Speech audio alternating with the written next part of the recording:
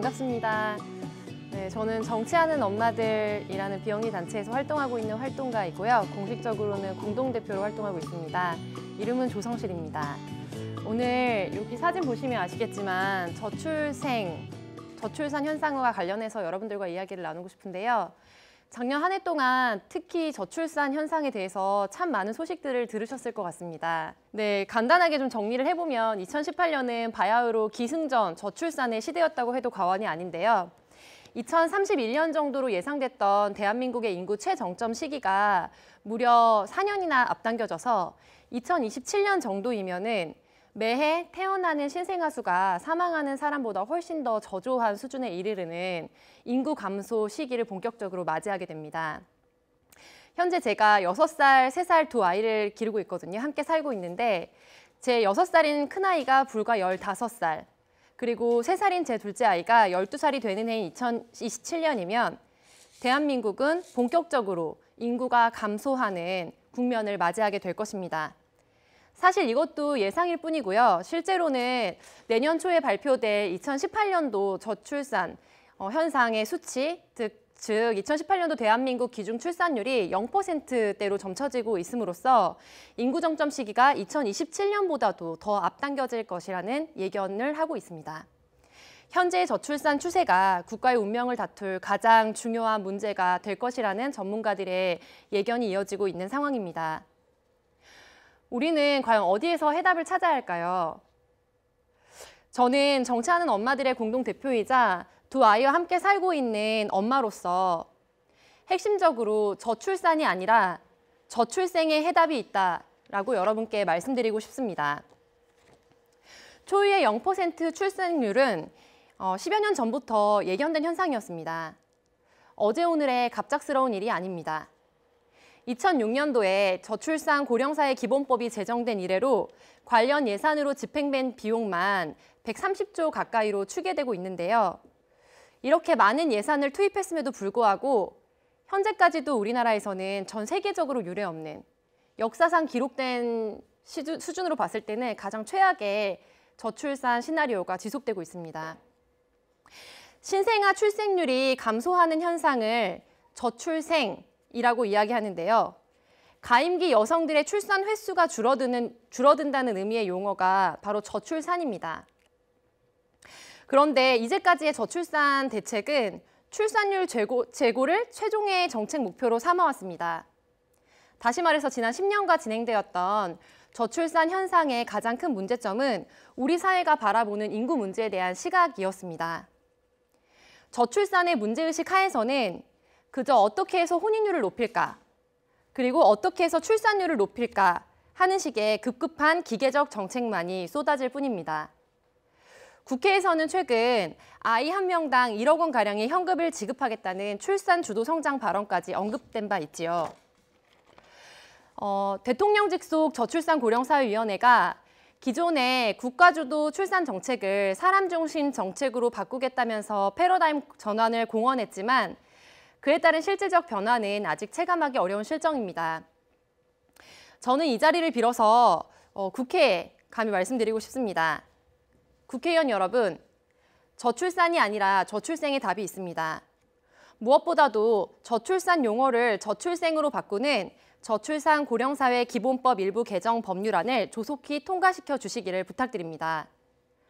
패러다임의 전환 없이 이루어지고 있는 현재의 무효한 저출산 논의를 멈추고 국민 한 사람 한 사람의 생애에 관심을 둔 저출생 논의에 관심을 가져주십시오.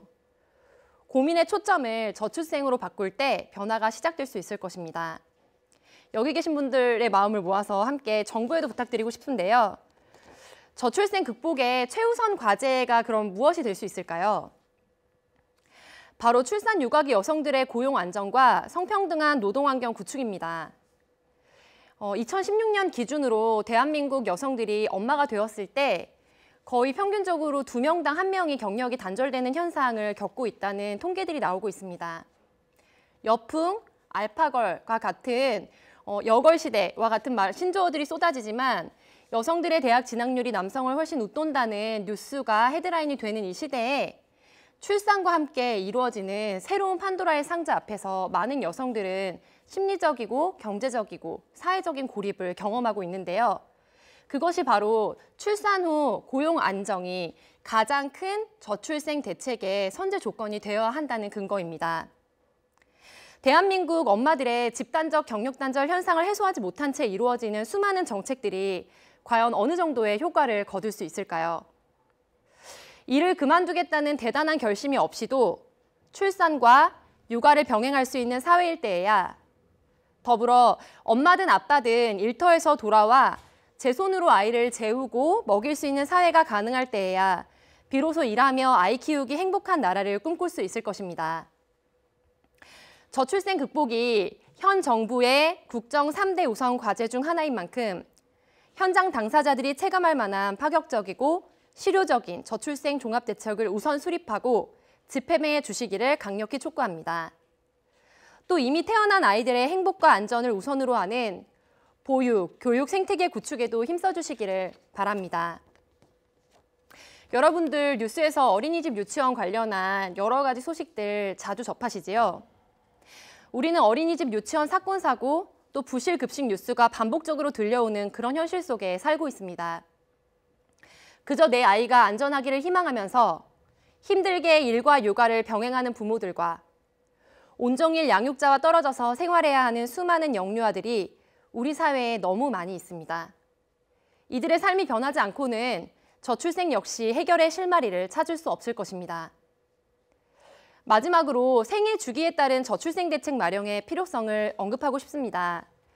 지난 10여 년간 부처별, 중앙지자체별로 쏟아진 저출생 관련 사업들은 집행된 예산과 사업명을 일일이 헤아리기도 힘든 수준에 이르렀습니다.